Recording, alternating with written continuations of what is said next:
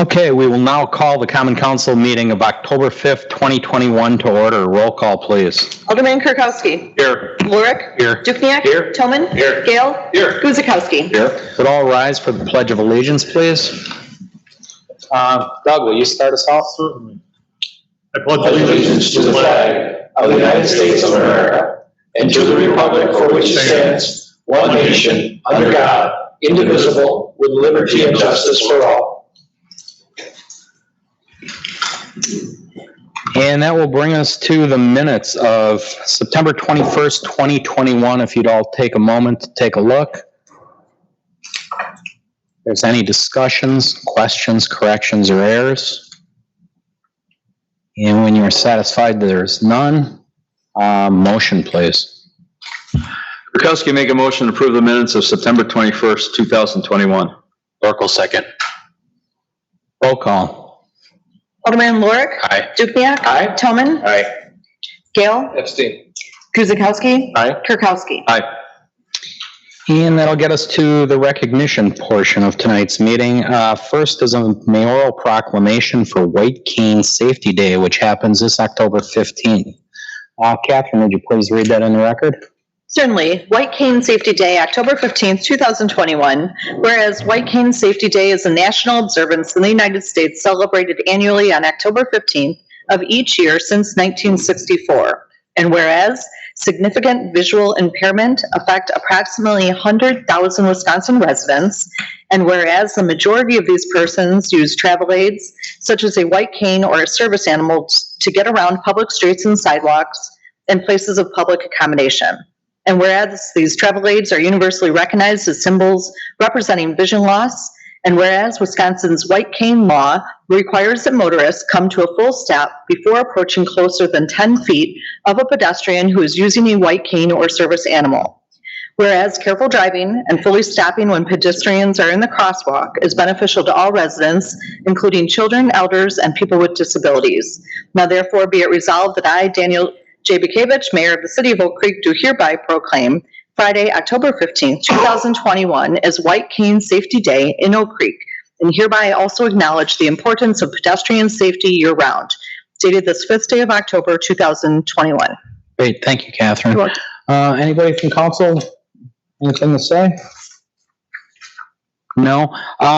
This was sent to me, and I actually wasn't aware that it actually had its own day, but after reading it and really looking at it, it affects 100,000 Wisconsinites here in the state alone. And if you've ever met anybody who's visually challenged and you put yourself in that position, you can really start to imagine the challenges they have every day. So I'm really happy that the city stepped up and allowed a mayoral proclamation this way. And it's really something we should be aware of the challenges going on in other people's lives. So with that, again, I think this will be a yearly thing for us because it's very important to recognize that. So no motion is needed on that.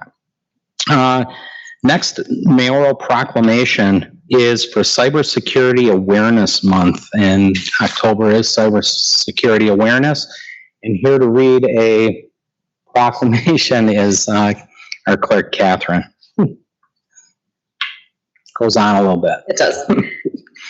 Cybersecurity Awareness Month, October 2021. Whereas the City of Oak Creek recognizes that it plays a vital role in identifying, protecting its citizens from, and responding to cybersecurity threats that may have significant impact on our individual and collective safety and privacy.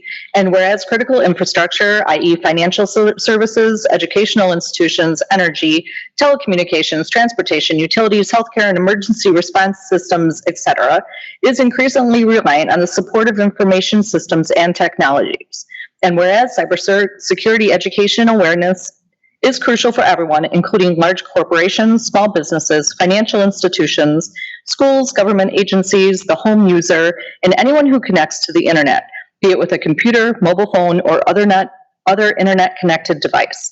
And whereas monitoring your accounts, being conscientious of what you share online, keeping computer software up to date, creating unique passwords and changing them regularly, installing antivirus programs and firewalls, and using mobile devices and other internet connect devices safely are ways people and organizations can protect themselves from phishing, viruses, ransomware, other types of malware, financial loss, and loss of sensitive data. And whereas we showcase the need to inspire, engage, and inform the public about the demand, opportunity, and career options available within the area of cybersecurity, and highlight how building the nation's and city's cybersecurity workforce enhances the nation's security and promotes economic prosperity. And whereas the City of Oak Creek is dedicated to providing every individual and public and private organization in Oak Creek the resources necessary to ensure the understanding, implementation, and success of Cybersecurity Awareness Month to help the citizens of Oak Creek stay safe online and connect with confidence. And whereas the Stop, Think, Connect campaign serves as a national cybersecurity public awareness campaign implemented through a coalition of private companies, nonprofit, government organizations, and academic institutions working together to increase the public's understanding of cyber threats and empowering Americans to be safer and more secure online.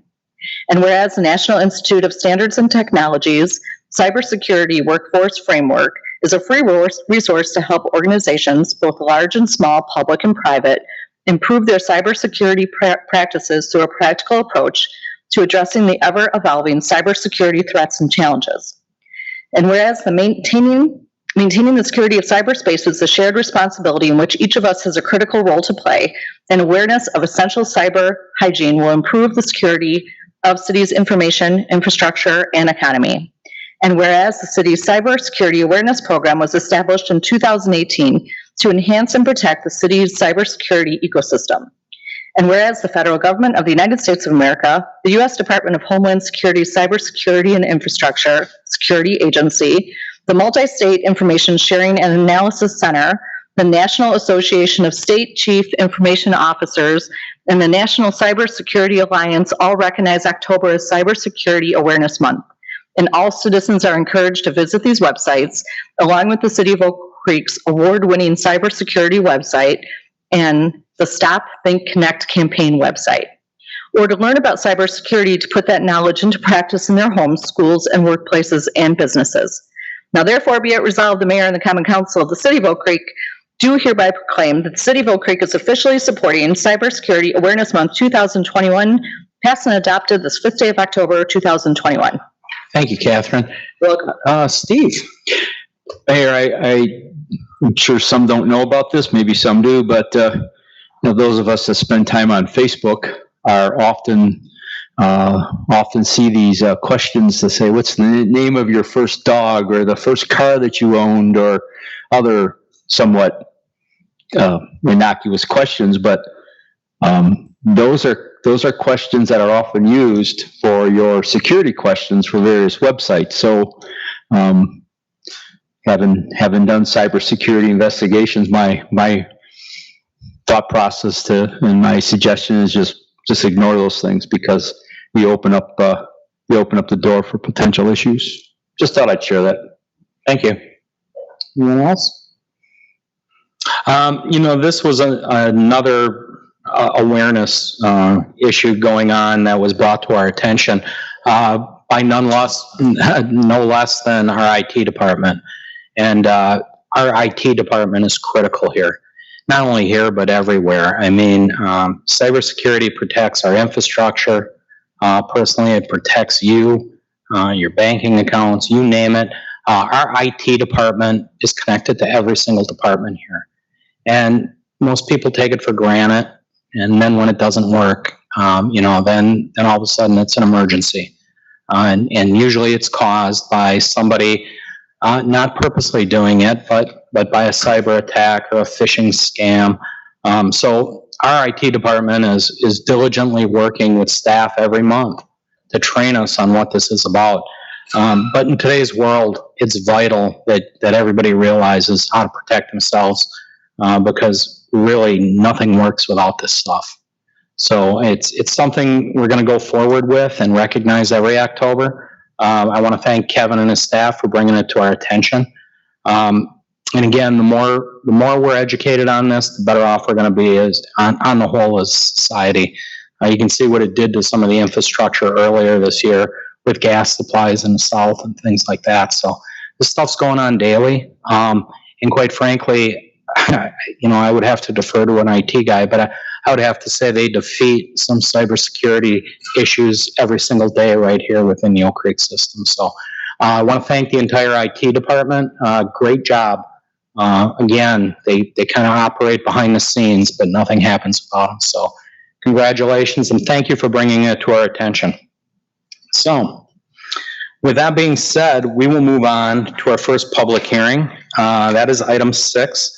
And it's consideration of a rezone submitted by Jessica Guzman, F Street Development Group, and the Edison M. Borky Family Trust and the City of Oak Creek to rezone and establish a traditional developmental planned unit development on the properties at 4001 East Lake Vista Parkway and 4200 East Lake Vista Boulevard and 9300 South Fifth Avenue.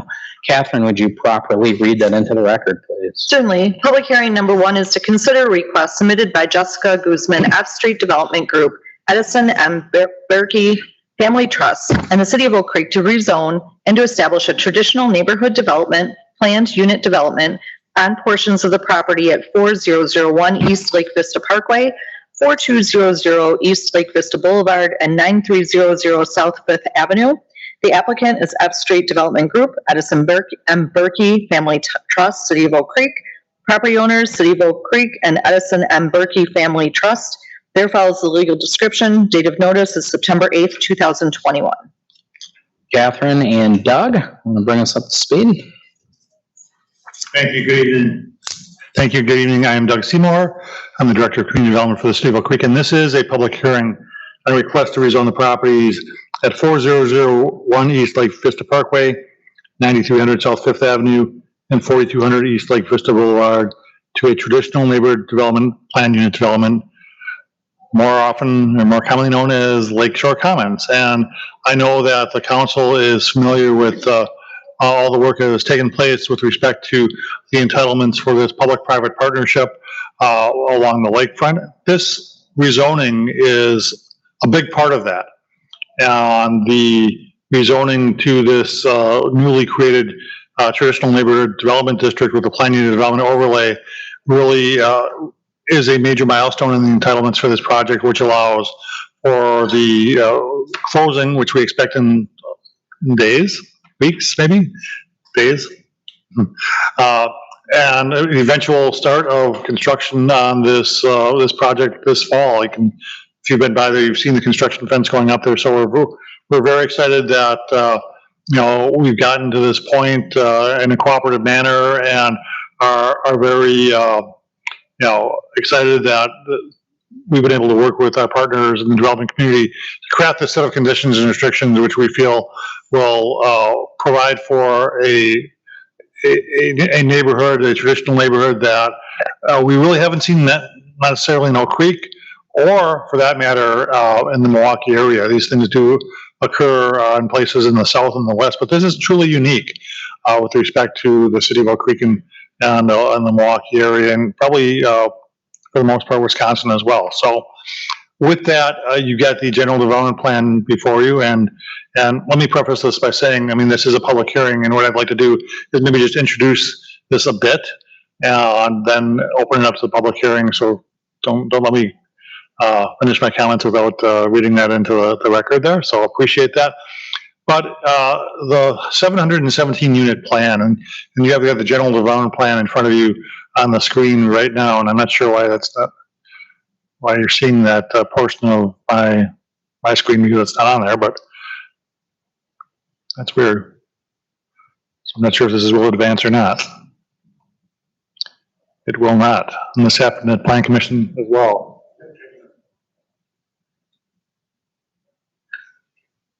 Oh.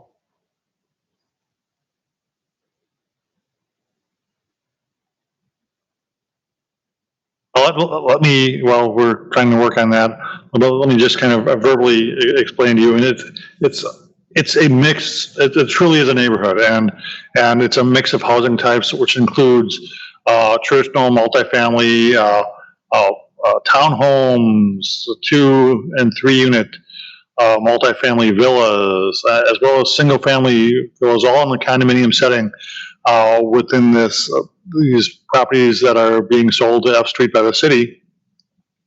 And certainly, as you're all aware, throughout this process, I mean, the uniqueness of this property is such that it did have some environmental challenges to it, which have been worked through very successfully in partnership with the DNR and the EPA, which have led us to this point, which allows our development partners to really propose this unique and innovative residential community to the city and as part of the entitlements for that this evening. And that's what it is. It's a neighborhood. Again, as I might have told you or expressed to you before, we've had many people who would like to do, oh, I'd like to do multifamily here, or I'd like to do, senior housing here. But no one, and to the credit of F Street and the Rinka development team, no one really got what we wanted, and that was we really wanted it, and we're absolutely insistent upon someone who knew what it takes to develop a neighborhood. Lakeshore Commons will truly be that. And I don't know if we got our inputs straight or not, so I'll just kind of go off the record here a little bit. The conditions and restrictions which were established for this do many things, and as you're aware, conditions and restrictions which are attached to planning developments do things like saying you got a general development plan that you've got to follow. It tells you got to, there's certain plans that you have to have designated to follow. Landscaping, lighting, grading and drainage, stormwater.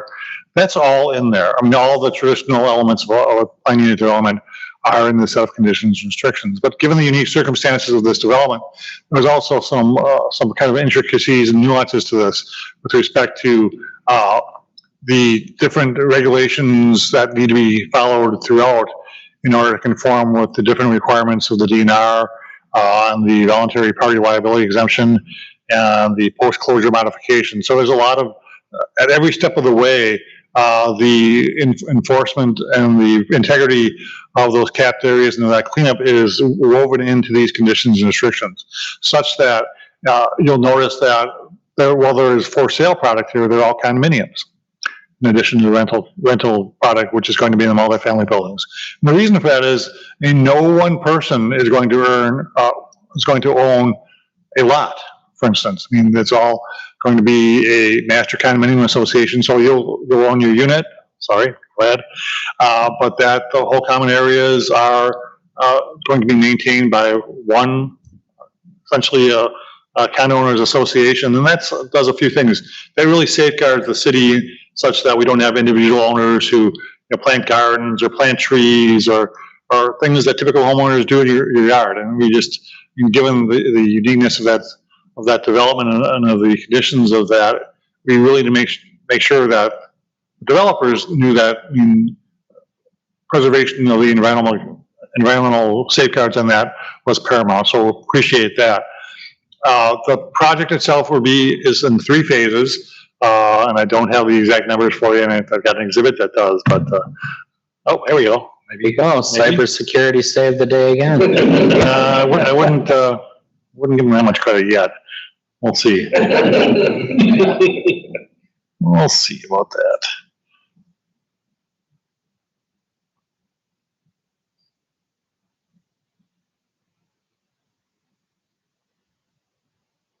Marshall. We'll go down to this the slide, which kind of shows you the phases.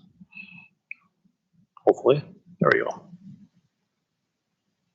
So as you can see, 3 phases. The first phase is the largest phase, which includes again a different mix of the single-family homes, the multifamily villas, the townhomes, the multifamily, all surrounding Lake Vista Park. In the first phase, we would have 472 total units, which includes, and it's broken down, I won't go into that. Second phase, which is the Berkey property, would include approximately 248 units. In the third phase, we call it phase 2.5, I'm not always sure why we did that, but is also city property that would be developed once the first 2 phases reach certain milestones. And all those milestones were previously approved by the city and the development team and the owners as part of the finance development agreement and as part of the infrastructure development agreement, both of which were recently approved by this council. The one thing I do want to point out on this exhibit, and it's a little bit different than what you have in your packet, is that it does show a multifamily, a maximum allowable number of units, which is actually a little bit higher than what the general development plan shows. And that's intentional, such that should there be opportunities to add density to the multifamily units, multifamily buildings in the form of additional floors, provided that they can park that to the appropriate standard. This would allow that to do them without going back and amending the PUD. So essentially, when you boil it all down, it means that if they can add one more floor to those buildings, they'll do it. But the plan at this point does not show that. Your packet also shows some of the different housing typologies that are in there. Again, the little bit different in such that typically the Planning Commission is going to approve all the site and building plans for anything within a PUD. Given that these are single-family condominiums and 2 and 3 unit multifamily villas, the way we have it structured is such that the Planning Commission is only going to review and approve those buildings which are greater than 3 units. So the townhomes and the multifamily, the clubhouse, those mixed-use buildings. So what the Planning Commission and the Common Council, by virtue of approval of this PUD, is approving these different housing types, and they're all listed in there, and you can see the images that are associated with each. So provided that those housing permits, those building permits come in accordance with those housing types, they don't need to go back through Plan Commission. Again, we don't need the Plan Commission to be reviewing 712 different, site plans. So I think it's a matter of, we're working with those partners long enough, and we've demonstrated that the housing types that they're putting out there, the typologies and the palettes that they're using are something that we all can agree upon. We trust them to deliver on those. And not only do we trust that, but it's the PUD also provides for that as well. The PUD itself is very amenity rich, and saying obviously it's along the lakefront, it wraps around Lake Vista Park, but it also provides for a great amenity package for both the public and the private owners of the condominiums and the residences of the multifamily, including numerous trail segments, as well as recreational facilities and the clubhouse, pool, courts. There's some areas for raised planter beds, not gardens, but raised planter beds, and some other recreational areas in there. All woven into the fabric of the neighborhood park and the neighborhood, really, again, making this a walkable community, which was very important to us. So, I mean, that in essence, and I'm sure I'm missing many things, and we've got the development team here with us to answer any questions, and I'd be happy to answer any questions as well. But the essence of that is we're changing the zoning on these properties from the current, which is multifamily and commercial, and I think some agricultural, to this new traditional neighborhood planning and development, which includes the aforementioned conditions and restrictions, which are part of your packet, and which I will, when we make the motion, if you could include this Exhibit 3, which is slightly different than the exhibit that's in your packet. So with that, this is a public hearing. Now, I would ask that anyone has any questions or comments regarding the proposal to rezone these properties to traditional neighborhood planning and development to please, approach the podium, give your name and address, and proceed to address your questions or comments to the Common Council. This public hearing is now open. Thank you, Doug. As Doug stated, this is a public hearing, and this will be the first call. Anybody wishing to speak?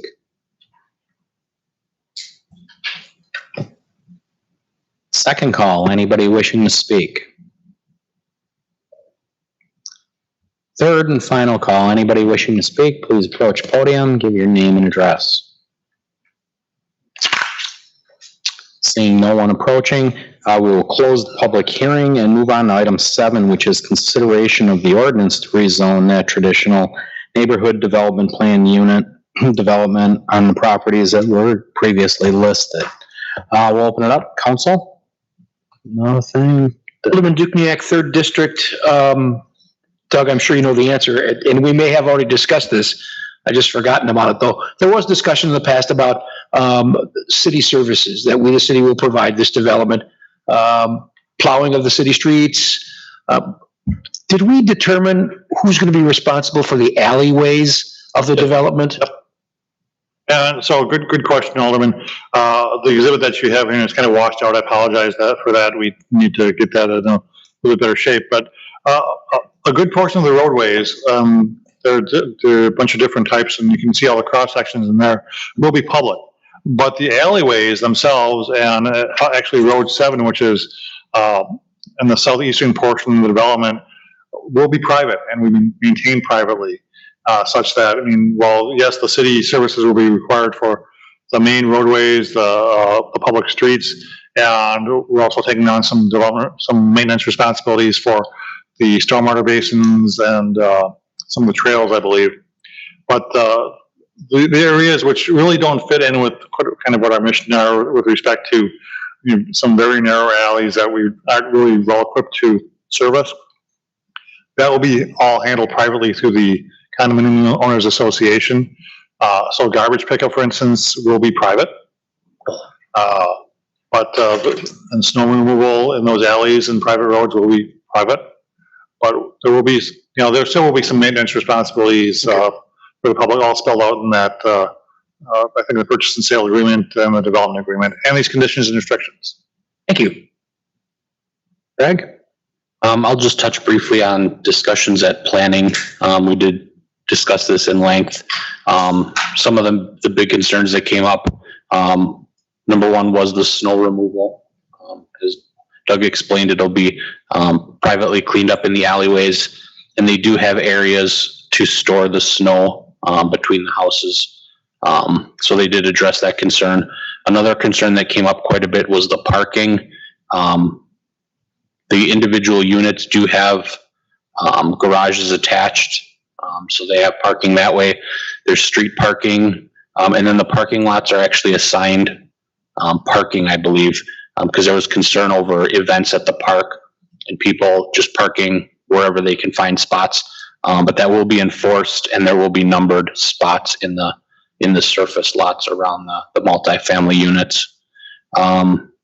One other concern that they brought up, some of the commissioners brought up, was the density aspect. And that was explained that is the look and the feel that they're going for with this development.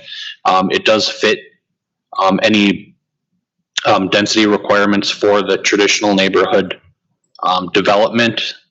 So it's nothing that is out of what's allowed. And that, I mean, that is what is giving this the uniqueness and the look of the neighborhood that it has. So I think all those concerns were addressed, and it was passed by the Plan Commission. Great, thank you, Greg. Mike, how about you? It's the Yeah, Alderman Mike Tolman, 4th District. Doug, on this development schedule sheet here that's headed up with the name Renka on it, under Roman numeral 4, the development schedule, phase 1 infrastructure to commence as soon as possible through as early as August 22nd based on the infrastructure. When that's finished, do we make that call, or do they have to agree with us when everything's completed? So that's actually a really good question. And typically when we do subdivisions, we've kind of learned a lesson from our past, and required all the public improvements to be in before we even record the final plat and issue building permits. And this is a very unique situation. Obviously, we don't see these every day. And as such, we really forged a development sequencing that would allow for some of the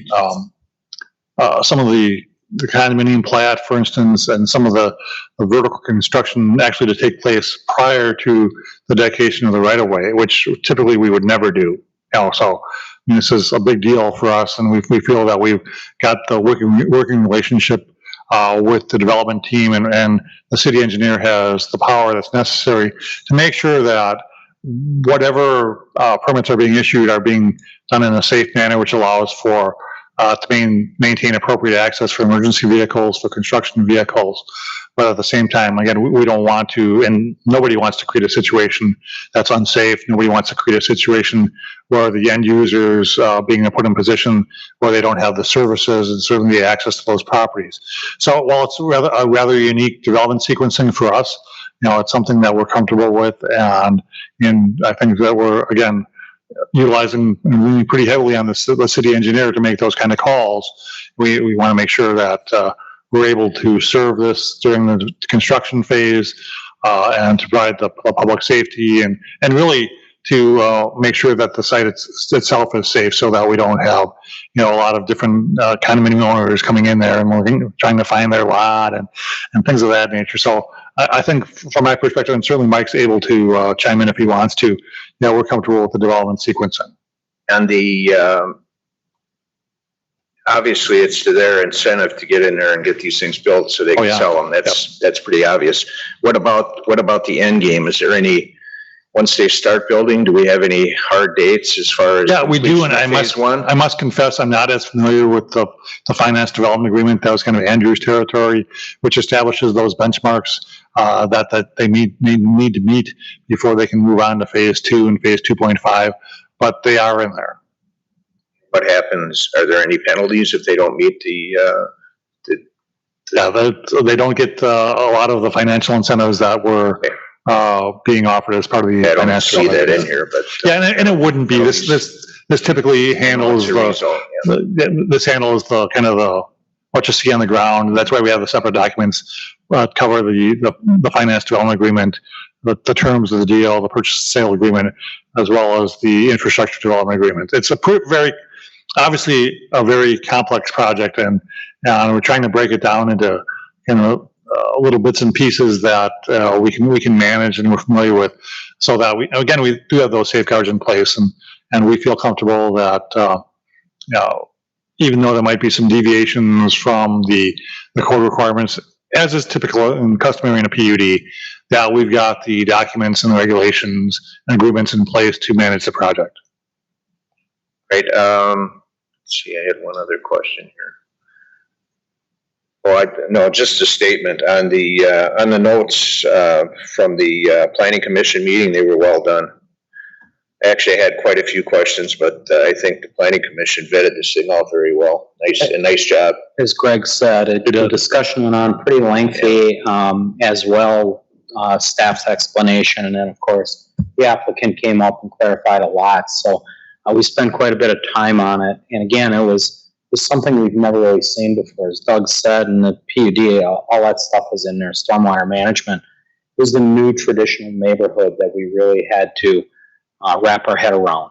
And again, it's a different style, but it's going to be a neighborhood just the same, just as we have in any of our districts. So.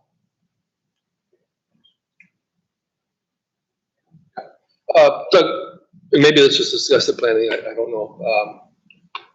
On the architectural standards section of to clarify, and I'm not sure, you have to be purposely somewhat vague in terms of what's included in that, just given what happens in a construction project.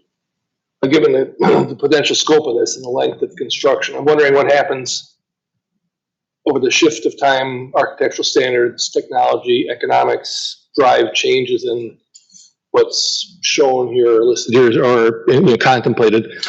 How much input does the planning commissioner or planning staff have in that process with the Rankus team and the developer?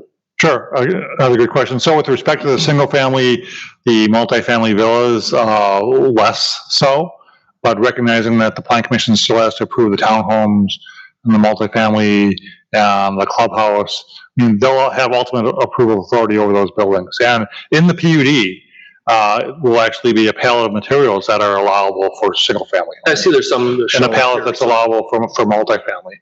So, while we know that materials change every day, and we're introduced to a new material that they were considering using on the single family, which we had never seen before, and that's included in there as well.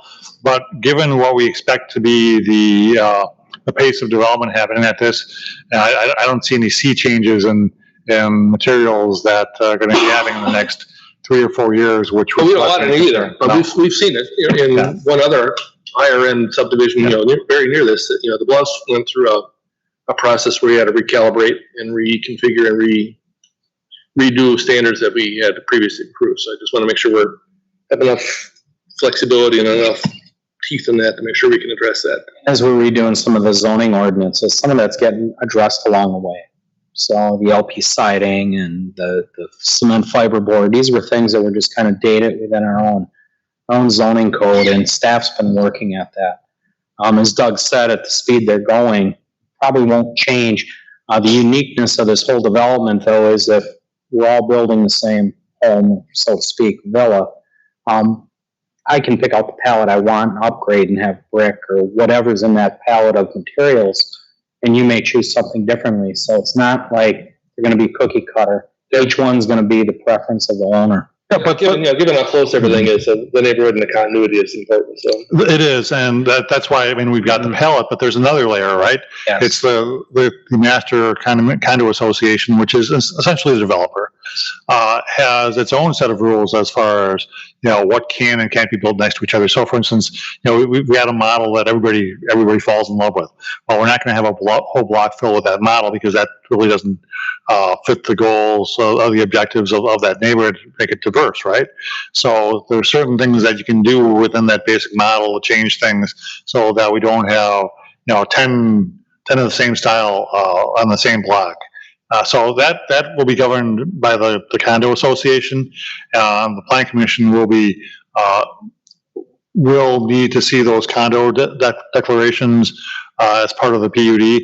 But again, there are different layers and with respect to maintaining and assuring that this traditional neighborhood meets the standards that certainly were envisioned by the development team in the city. You're correct, and maybe Steve, if you want to come up and explain it. We talked quite a bit about fencing because there's a couple material choices, and it isn't going to be a hodgepodge of fences. It's designed for this neighborhood to flow. So Steve, if you'd like to address us. Absolutely. Steve Morales, 56 North Milwaukee Street. To answer your question very directly, there are a lot of safeguards in place to make sure that we don't end up with 7 homes exactly the same. And to the credit of the city and working with Doug very closely to develop these standards, it was our intent to make sure that we can create a neighborhood that's very cohesive, that when somebody chooses one of the models that you see in front of you on the screen and chooses potentially another, we've actually paired them all up simultaneously to see how they look next to each other, to make sure that there is enough variety but continuity, that it doesn't look like homes from 20 different eras coming together. And so there's been a lot of thought put into that, as well as the palettes of materials and color selections, to make sure that there's enough variety in there but enough quality control that the likelihood of somebody picking the exact same model with the exact same color palette next to another home is very unlikely. And then a third safeguard to that, as well, is the brokers who are in charge of working through the sales process of this have their own weekly safeguards, that if they see that one model is being selected too often, or if we see some of the same color palettes being selected too often, there's additional layers there to make sure, hey, let's take a look at that. Let's understand if we need to take some of these things off the table or create some different alternatives and options within the guidelines that are here before you, to make sure that we continue to create a very high quality neighborhood that's a lot of great variety, and make sure that everybody feels like they've got a great home to live in. Thank you. Anything? You guys nailed it. Thanks. Mayor Dan, I have another. One of the biggest questions I get from my constituents that have an interest in the development, taking anywhere from a $400,000 to a $700,000 leap of faith by looking at drawings. When are you looking to have some models available on site? I can't get them built fast enough, to be perfectly honest with you. Obviously, I've got to work with the great team here at the city. I would love to build them twice as fast, but we've got to follow the right process. It's a very complicated site, and we want to do this as quickly as possible. We're hoping by early to mid next year, we can have that, if not quicker, and make sure that before anything, making sure we're providing a very safe environment that meets all the restrictions that we know we have to follow, to make sure that nobody's setting foot on here without really being in a real safe position. Okay, and Doug, did I understand that correctly, that no units would be started until the infrastructure is complete? Right, what will happen? For phase one, anyway. For phase one. So the city engineer has the authority to essentially determine when roads and utilities are in such a state that they are able to support construction, vertical construction, and typically that'll be when there's a binder course of asphalt on the streets, and obviously utilities are in, water's in for firefighting purposes. So, I mean, the only thing that won't happen essentially is the last course of asphalt and the actually dedication of the street. So, again, that's kind of the uniqueness of this development, whereas if it were just a subdivision, we wouldn't typically allow those, but given the phasing and the way this is being set up with a condominium, we're comfortable with the way that's going to be presented and implemented. Okay, great. Thank you, gentlemen. Thank you. Other discussion? Nothing? No. Before we do go to a motion, I just want to thank F Street and I want to thank our staff. This was a lot of work to bring this together. It was something very different, something very new and very unique to make this challenging property happen. So kudos to everybody. And Doug, thank you, your staff, Mike, same with you. A lot of work went into this and really made our job easier at planning and here at council. So. Thank you. I think that the Plan Commission and the council and the negotiating team and staff has all done a yeoman's job and really, meeting the needs of our regulations, at the same time recognizing the objectives and finding unique ways that safeguard the city to make things happen, which has kind of been our MO for the past several years. So with that, if there's no further discussion, motion on 7, please. And I would remind you that we want to replace Exhibit 3 and then replace it with what we have on the screen, and I can make that available for the city clerk as well. Higher quality images. Yep. So just a clarification on the motion. Do you want something added as stated or not? Yeah, it's just if you would acknowledge that Exhibit 3 will be replaced. I don't know how you want to identify that, but. Sure. I think that you could just say Alderman Toman, including the revised Exhibit 3. Okay. That should work. All right, Toman will make a motion to adopt ordinance number 3018, approving the rezone to and to establish a traditional neighborhood development plan unit development on portions of the properties at 4001 East Lake Vista Parkway, 9300 South 5th Avenue, and 4200 East Lake Vista Parkway. Revising Exhibit 3. Is that putting the revised, including the revision of Exhibit 3? Guzikowski will second. roll call. Alderman Dukniak. Aye. Toman. Aye. Gale. Aye. Guzekowski. Aye. Kirkowski. Aye. Lorik. Aye. Okay, thank you very much. Look forward to the project coming to life. Thank you very much. Thank you. Yep. Under new business, item 8 is informational on the 2020 U.S. Census data release and the redistricting process associated with it. And again, this is something we kind of take for granted. We see it every 10 years, but it has great effect on us as a city. So, Catherine, would you like to take it from here? Certainly. Thank you, Mayor. Well, I came to you first in March of 2019 with a project plan for community engagement as we entered into our community looking to respond to the 2020 U.S. Census. 6 months passed when we should have probably had our results. We are getting the majority of them. So it's fantastic that we can move this project along and hopefully come to a conclusion for the municipality. Looking through the council report, what I can tell you is our population resulted in 36,497. This is an increase from 34,453 back in 2010. The state of Wisconsin had a population estimate for the city of Oak Creek January 1 of 2021 of 37,600. So the only explanation I can have in the shortage of what we anticipated our population would be for 2020 is probably lack of participation. I know that we were in the mid 80s. We certainly weren't the lowest and we weren't the highest in participation, but that is one factor that contributes to the population number. It is unfortunate, or fortunate the way that you look at it, in that the city receives approximately $1,100 per capita. So unfortunately, without capturing the entire population, as I suspect, we are left a little bit shorthanded.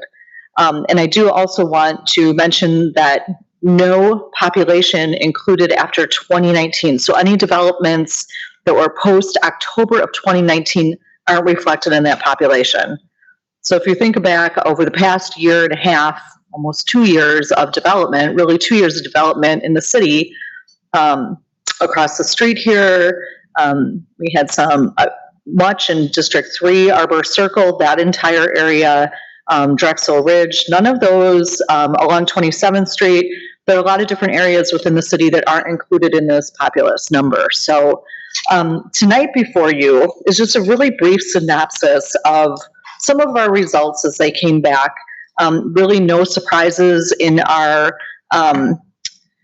results as far as populated area, age and sex, race and Hispanic. We pretty much stayed where we were. Our next highest ethnicity back in 2010 was Hispanic of about 8%, and we stayed, we still see that today. Same with Asian. I think our Hmong population has risen since the 2010. But there's a lot of information in here. I won't go through it all. You can certainly read it on your own. I can say that if there's anything that you are curious about when you're looking at just this overall glance of our information that came back from the census, I'd be happy to delve into it a little bit further and give you more detailed reporting on that. But I just really wanted to provide a glimpse at this time. What's really important about what we're talking about tonight and completing our census work here in the city is the redistricting deadlines that we need to meet in order to meet all of our statutory deadlines going forward into 21 or 22. So tonight I come before you to take a look at our, a high level of our results. The maps that are included with this report, with no surprise, have already changed in the past 2 days. So attached to this is the Milwaukee County Supervisory Districts as they are today. I have been attending probably about the last 5 weeks. The Milwaukee County has created an independent legislative committee of 6 judges to review all the district information, all of the different numbers, their county supervisory districts, and they have, with their assistance of staff, have come up with, now we're up to version J. We missed I, don't know why. So we are now up to version J. What you see before you on the proposed and the attachment is version F. Version E and version F were very similar. This was to be approved, or we were hoping it would be approved over the past week or so. And instead of that happening, it took a left turn, and now we're up to version J. So I guess I would ask of you, please not to put too much weight into the proposed districts that you see before you, because they most likely will change. There is a version out there that really splits Oak Creek into 3 different supervisory districts, and then the other 2 that they're reviewing tomorrow splits us into 2 districts. Version F, we have reacted to, and we're hoping that we get a similar version of this. The changes that you will most likely see, and this will be on the upcoming council agenda as long as the county legislative committee approves a plan, will split the city into 2 districts. You can see that they've slid over our district over to 13th Street. So 13th and to the west would be 1 district. I can't say right now that that's going to be the case. Ultimately, our goal is to make sure that each ward is a district, a supervisory district. Does that make sense? So we will still have 6 aldermanic districts in the city. We are required for a population such as ours to have each ward be no smaller than 600, no larger than 2,100.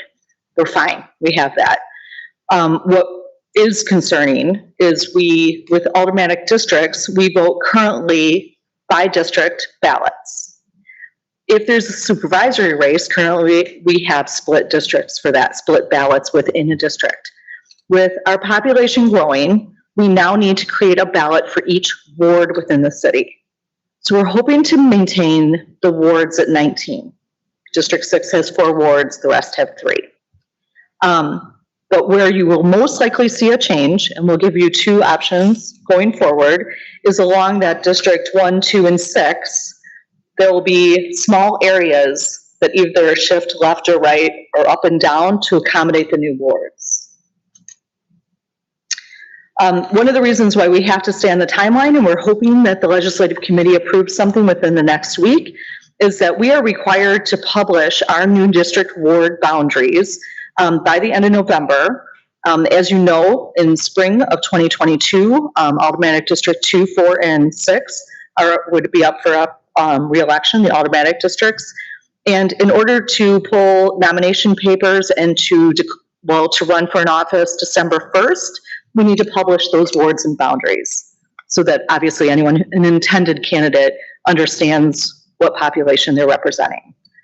So we're hoping to move pretty quickly here over the next week or so, and you will see two different districts depending on which supervisory map, or two different scenarios depending on which supervisory map is approved.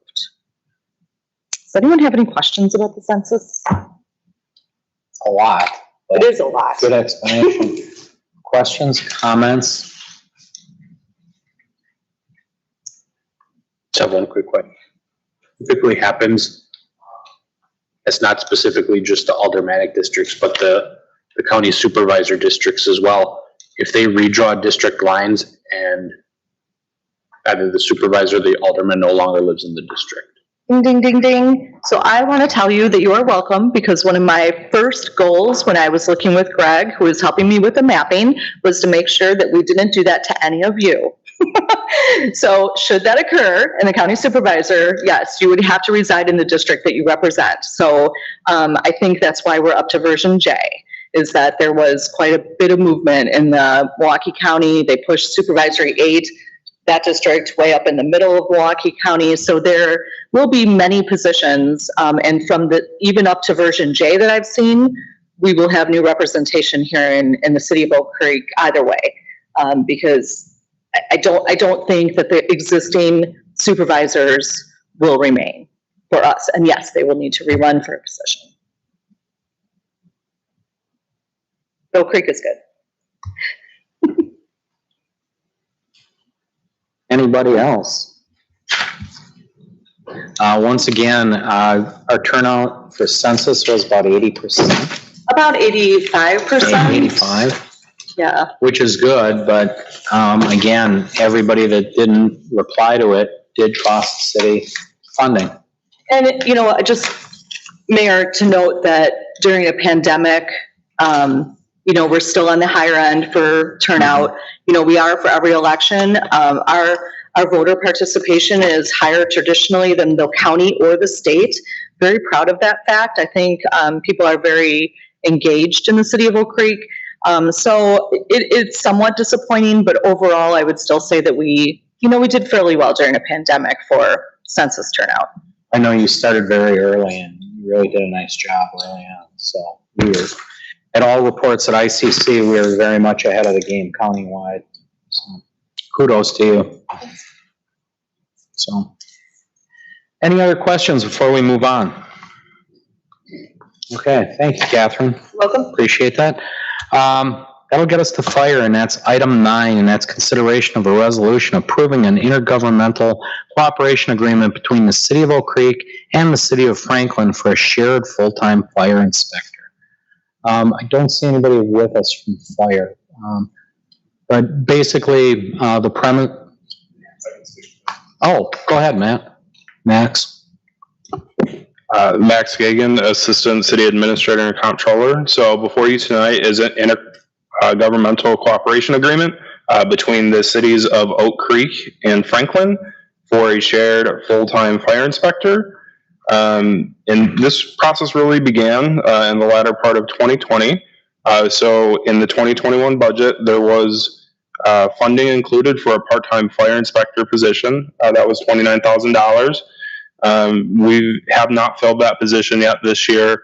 We've had a number of personnel who've been on light duty who've been able to fill in and provide these fire inspection services. But as people are returning to work, we're starting to see some more challenges. And that's when Chief Kresick approached Chief Remington for the city of Franklin to see if there was an appetite for a shared full-time person, with the thought being that trying to recruit a high-quality individual for a part-time job and then retain that person longer term is harder if it's a part-time position rather than full-time. So the two chiefs had a conversation and are asking that we move forward with a intergovernmental cooperation agreement for the shared full-time fire inspector. The 2022 executive draft budget does include the additional funding necessary for that full-time position. That full-time position would be that of the city of Franklin. The city would be billed on either a monthly or quarterly basis up to that $47,000. So we wouldn't be accepting any additional liability for things like workers' comp or health insurance. It would just be that fixed amount, which is $47,000 for the year 2022.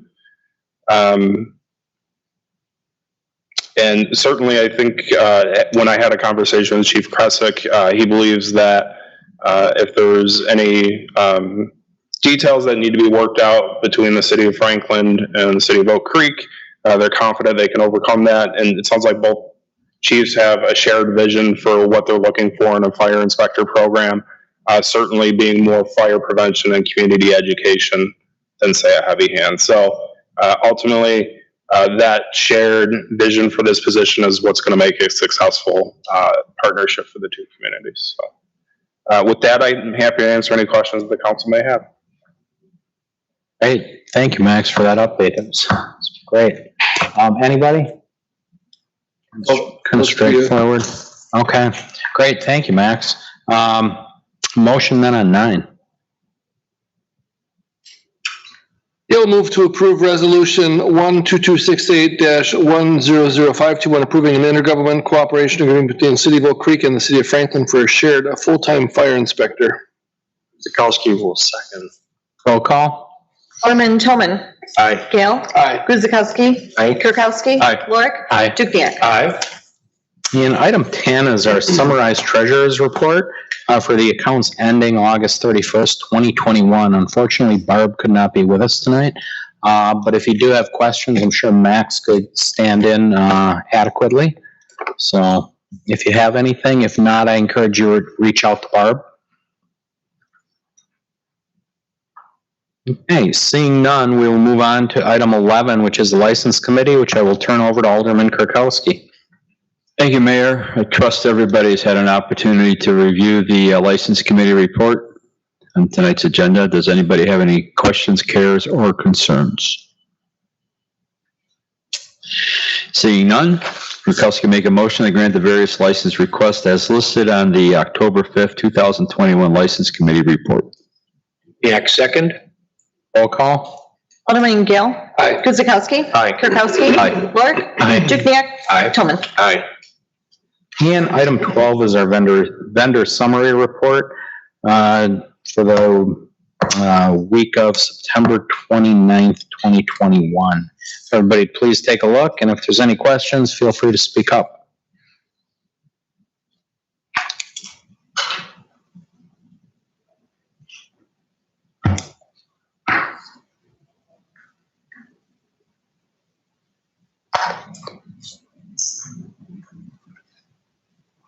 And if there are no further questions, we will accept the motion on 12. Thank you, Mayor. Gail moves to approve the September 29, 2021 vendor summary report in the total amount of $409,450.31. Guzekowski will second. Roll call. Alderman Guzekowski. Aye. Kirkowski. Aye. Lorik. Aye. Dukenyak. Aye. Toman. Aye. Okay, before we adjourn, again, just thank you to staff. We had a pretty big item tonight. We make it look pretty easy, but a lot goes into that. And again, appreciate all the work you do. Again, Kevin, thank you for everything you do back there. Do appreciate that. And one last thing, we didn't recognize it, but this is Breast Cancer Awareness Month. So there's multiple walks going on in the area. This is a disease that claims countless lives every year. Everybody wears pink for awareness. I put some on. I'm trying to put some on every week for it. So if you can, take some time, reach out, and support the cause, because there's a lot of people suffering from it. So with that, adjournment. Kirkowski make a motion to adjourn. Oracle second. Roll call. Alderman Kirkowski. Aye. Lorik. Aye. Dukenyak. Aye. Toman. Aye. Gale. Aye. Guzekowski. Aye. Great. Thank you, everybody. Appreciate it. Budget workshop Friday. Budget workshop on Friday. Public is welcome to that. That is an open meeting. So if you're interested in what the city's doing with the dollars, please plan to attend all day Friday. Max, that's your show. All day.